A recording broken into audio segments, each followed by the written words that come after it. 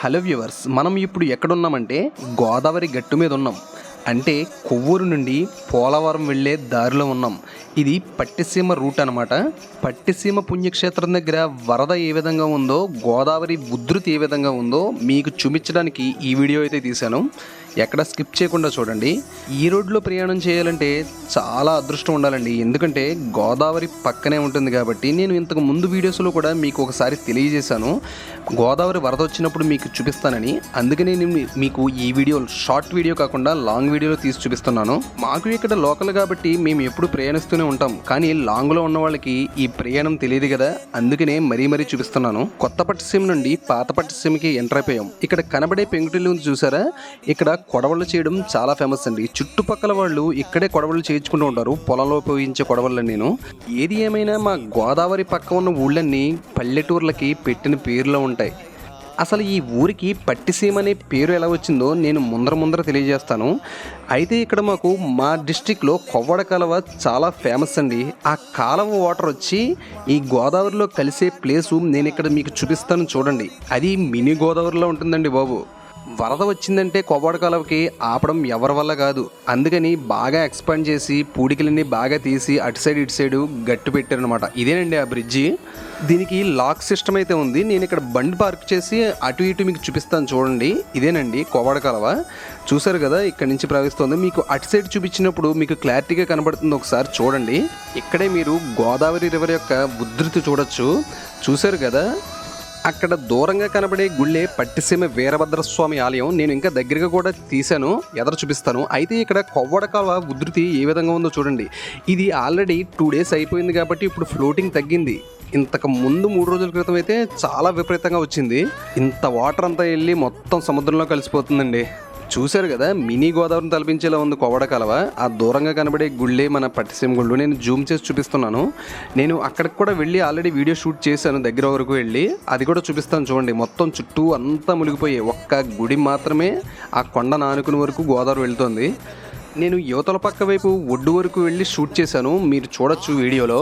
మాకైతే మాత్రం చాలా పీస్ఫుల్గా ఆహ్లాదంగా ఉంటుందండి ఏరియా అంతా. వర్షం వచ్చినప్పుడు మాత్రం కొంచెం భయపడుతూనే ఉంటాం. తూర్పు మరియు పశ్చిమ గోదావరి జిల్లాలకి పట్టిసీమ తీర్థం అనేది చాలా పెద్ద ఫేమస్ అండి. చాలామంది వస్తూ ఉంటారు, దగ్గర లక్షల్లో భక్త జనసందోహం వస్తూ ఉంటుంది. చూశారు కదా, ఇక్కడ బోర్డు పెట్టేసి ఉంది వీరభద్రేశ్వర స్వామి ఆలయం అని చెప్పని. ఆ ఎదర ఉన్న ఆర్చ్ ద్వారానే మనం లోపలికైతే ఎంటర్ అయిపోవాలి. ఇదేనండి ఆర్చ్. ఇక్కడ పట్టిసీమ తీర్థం జరిగినప్పుడు మా ఊరు జమీందారు గారు శ్రీ హోతావారు ఇక్కడ ఉచితంగా అన్నదాన సత్రం కూడా ఏర్పాటు చేస్తారు.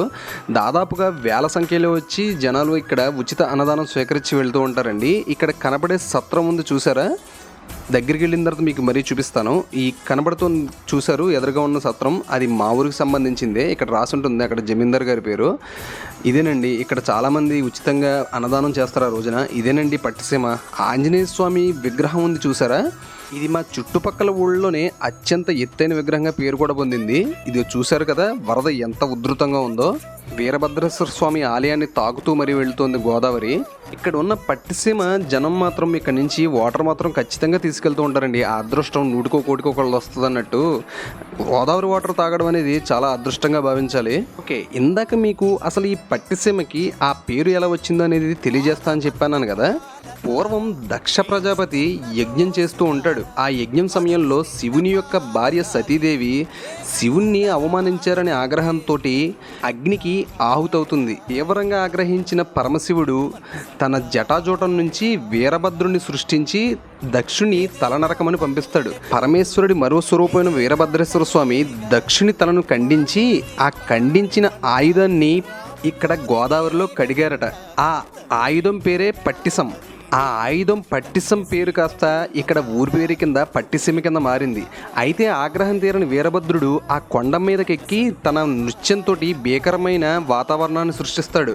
అప్పుడు శ్రీ మహావిష్ణువు భావనారాయణ స్వామి రూపంలో అక్కడికి ప్రత్యక్షమయ్యి తనని వెనక నుంచి గట్టిగా పట్టుకుంటాడనమాట. ఆ పట్టుకున్న సమయంలో అక్కడ లింగ రూపంలో ఆ వీరభద్రేశ్వర స్వామి ప్రతిష్ఠించబడ్డాడు.